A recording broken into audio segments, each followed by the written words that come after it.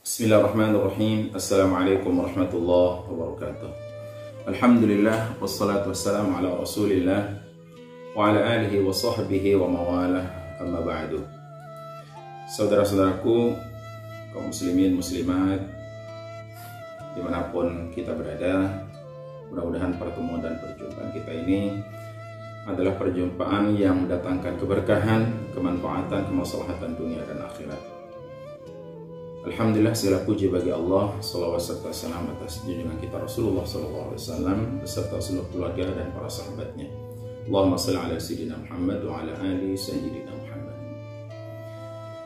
Saat ini kita kadang-kadang sebagai masyarakat itu banyak masyarakat yang bingung dengan begitu banyaknya paham, begitu banyaknya aliran, baik paham dalam usul, itu masalah tauhid, akidah, keyakinan, atau dalam masalah furu', masalah fikih, muamalat, contohnya jual beli, kemudian tentang ibadah, sholat, dan lain sebagainya.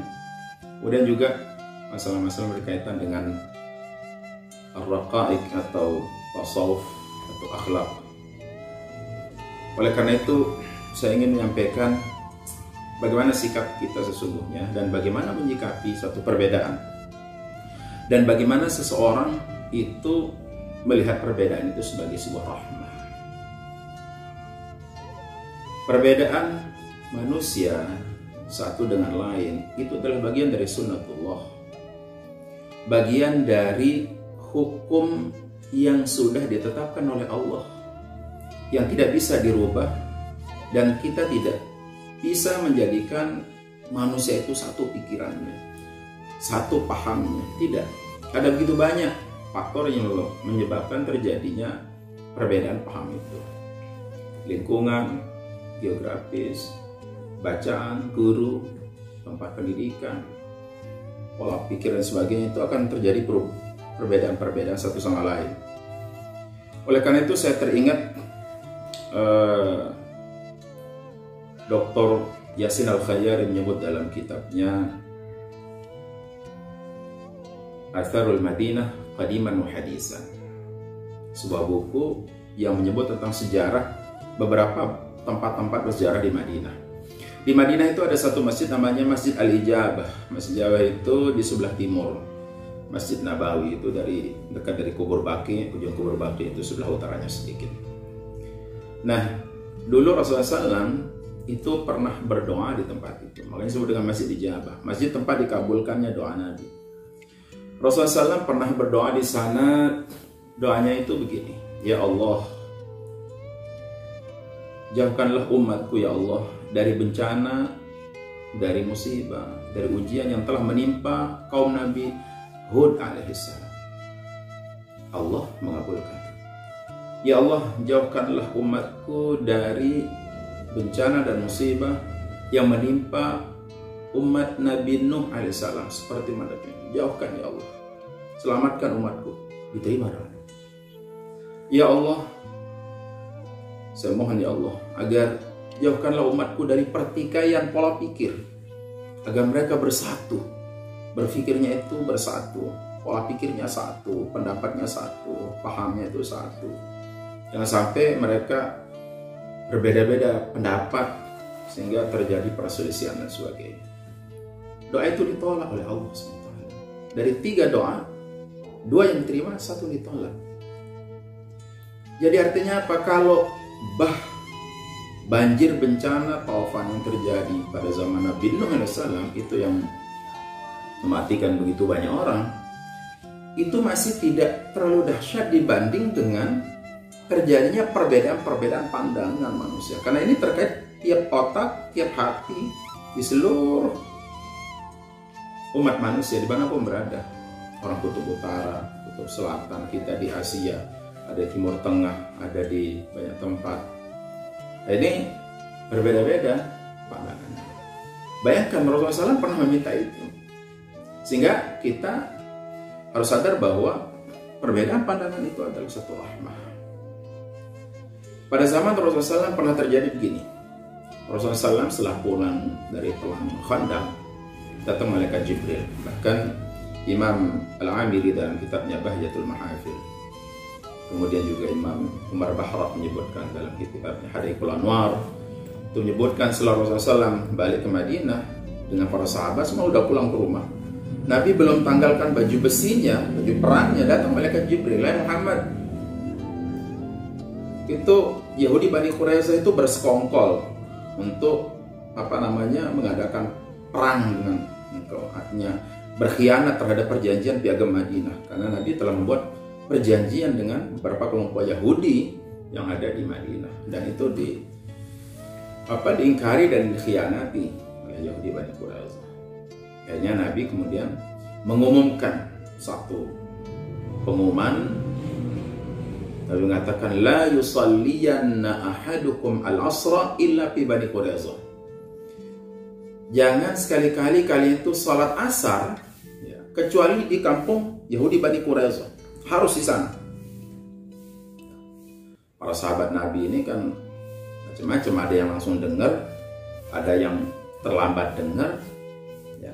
Para sahabat Nabi ini jalan semuanya ke kampung Bani Quraisyah. Kampung Yahudi Bani Quraisyah itu di Madinah, tapi sebelah timur. Nah, para sahabat Nabi ini kan ada yang belum sholat asar, ada yang sudah sholat asar, ada yang sudah sholat asar di rumah, ada yang sholat asar itu di tengah jalan, ada yang sholat asarnya itu setelah masuk maghrib, artinya di kampung Bani Quraisyah. Yang penting sholat asar di sana. Ada yang sholat asar di kampung Bani Quraisyah yang agak cepat. Jadi para sahabat Nabi itu terpecah-pecah. Padahal perintah Nabi sudah jelas, la yusalliyanna ahadukum al-asra illa fi Bani Quraisyah. Tidak boleh sholat asar kecuali di kampung Yahudi Bani Quraisyah. Itu jelas, redaksi teks nas hadisnya perintah Nabi qaulan wa fi'lan itu jelas.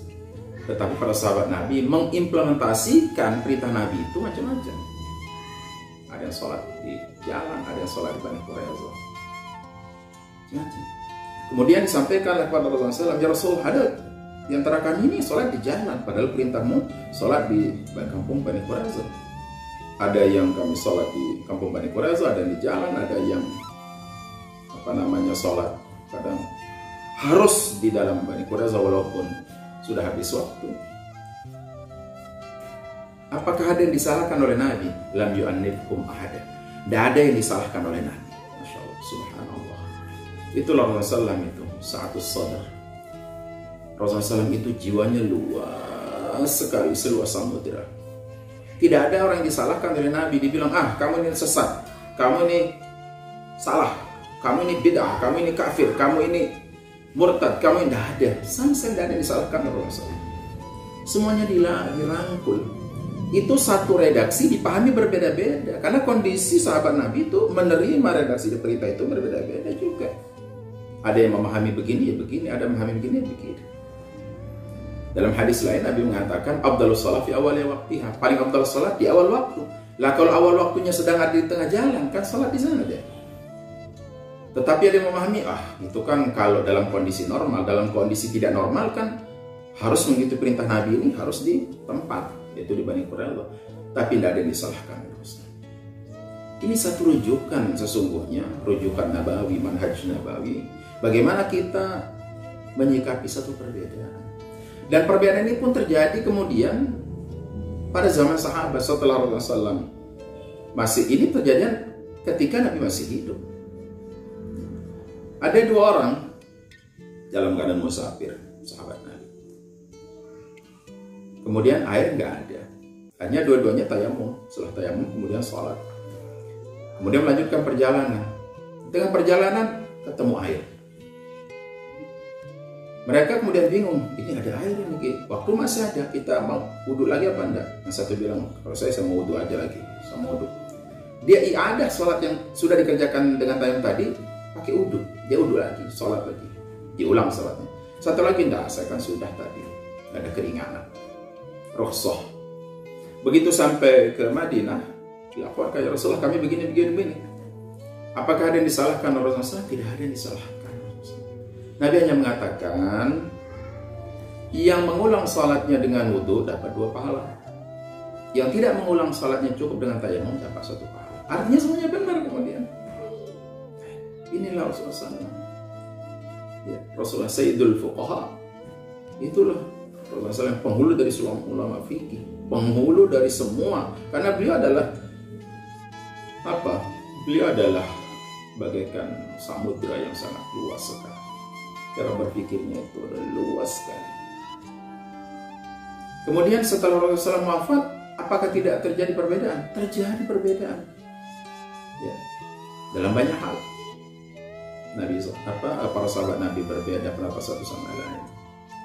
Terjadi perbedaan antara khulafaur rasyidin pun pernah terjadi perbedaan pendapat dalam tafsir Al-Quran.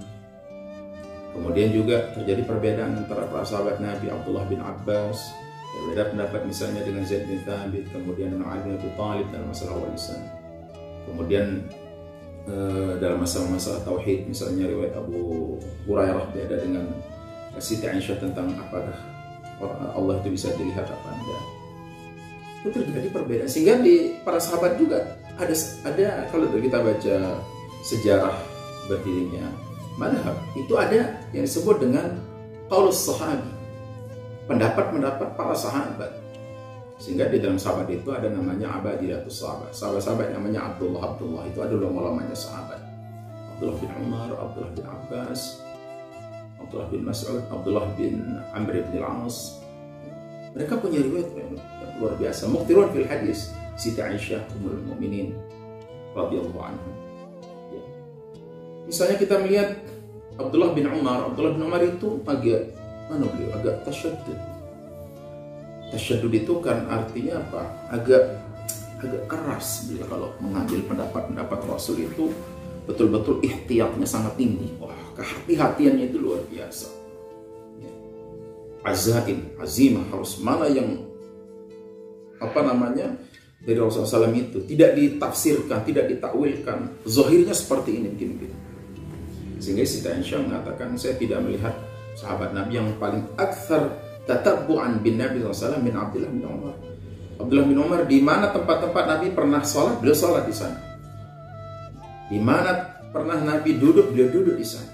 Itu Abdullah bin Umar. Tapi sebaliknya Abdullah bin Abbas itu justru ada rukhsah, banyak rukhsah yang pada beliau itu. Jadi ini adalah satu pandangan bagaimana kita melihat bagaimana terjadi perbedaan pandangan antara sahabat-sahabat Rasulullah Sallallahu Alaihi Wasallam. Ya. Pernah ada orang puasa, pada bulan puasa datang orang itu datang kepada Abdullah bin Abbas, orang tua. Dia bertanya, wahai Abdullah bin Abbas, bolehkah saya mencium istri saya di bulan puasa? Boleh. Datang lagi anak muda, boleh saya mencium istri saya? Kamu udah boleh. Loh kok itu boleh, saya enggak? Boleh. Kalau itu kan udah tua, insya Allah syahwatnya udah lemah. Jadi begitu para sahabat.